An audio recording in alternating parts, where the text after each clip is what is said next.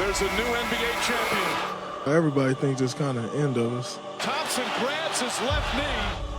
And Durant grabbing that right leg. It's so unfortunate for Kevin Durant.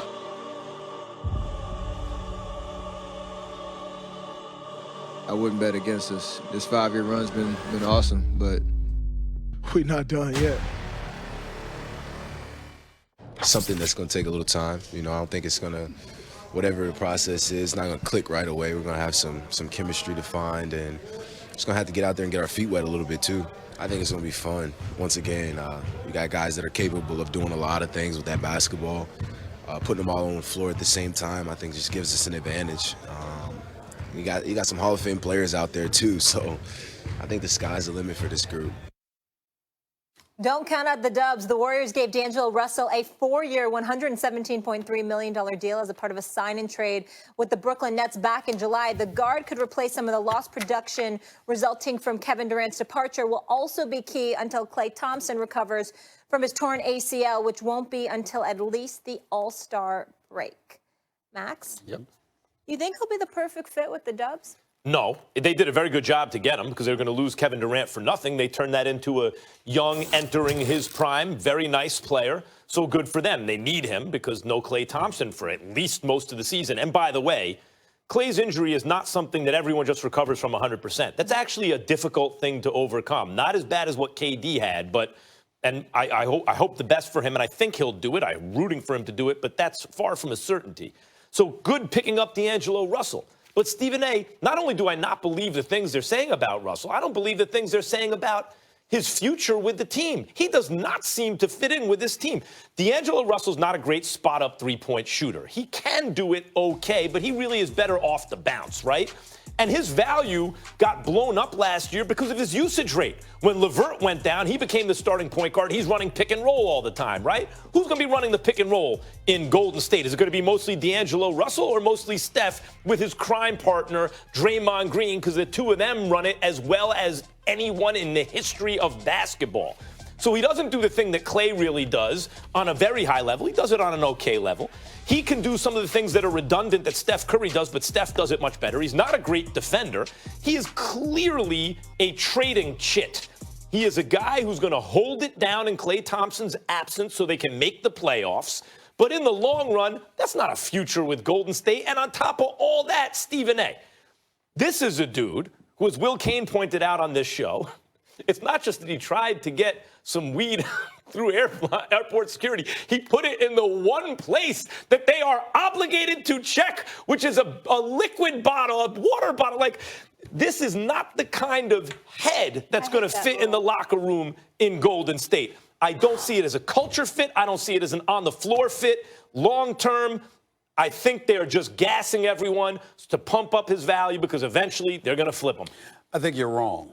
And I think you're wrong, but the primary reason I don't agree with you is because I think you're married to what you have seen, and you're not giving a champion, a 5-time Western Conference champion and a 3-time NBA champion over the last 5 years enough credit to making adjustments.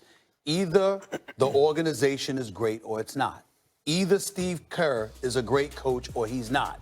Either Steph Curry is a great point guard, not just the greatest shooter that we've ever seen, and one of the most unselfish superstars that we've ever seen, or not.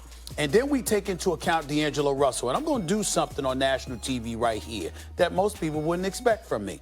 I'm going to look at D'Angelo Russell, and I'm going to give him the benefit of the doubt. And I'm going to sit up there and say, we're going to ignore your past transgressions with Swaggy P and Iggy Azalea. We're going to ignore your past transgressions with the weed, trying to get it through LaGuardia Airport security. And we're going to ignore all of that, okay? And what we're going to remember instead is a point guard coming out of Ohio State that was revered for this as a floor general when he needs to be. And then we're going to remember that the Brooklyn Nets, without Kevin Durant, without Kyrie Irving, won 42 games last year and was led by whom? That guy. 21.7 assists per game, 36% shooting from three-point range, made some big shots, made some big-time plays, was also an all-star. And then we're going to take this into account. We have alternate. He was an alternate. Oladipo got hurt. He was an alternate because Oladipo got hurt. Absolutely correct. Now we're going to take into account what we're talking about him walking into. This dude can shoot from the perimeter. Is he a marksman? Hell no. Not to the degree of Steph Curry or Klay Thompson. We get that. But he is somebody that will facilitate the marksman that Steph Curry is. And because of what he's able to bring to the table, don't judge D'Angelo Russell by what you see early. Judge him by the maturation. Judge him by the maturation process that takes place.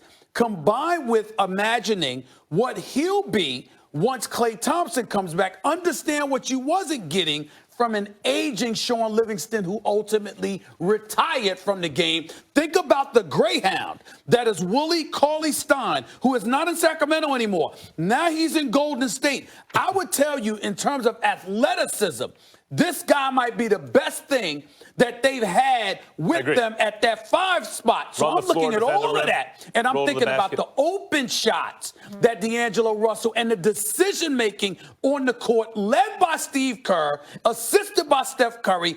I like Golden State. You have a lot of stuff I want to respond to. I like a bunch of points. Number one, I agree. D'Angelo, first of all, I like your point about let's see what he can become.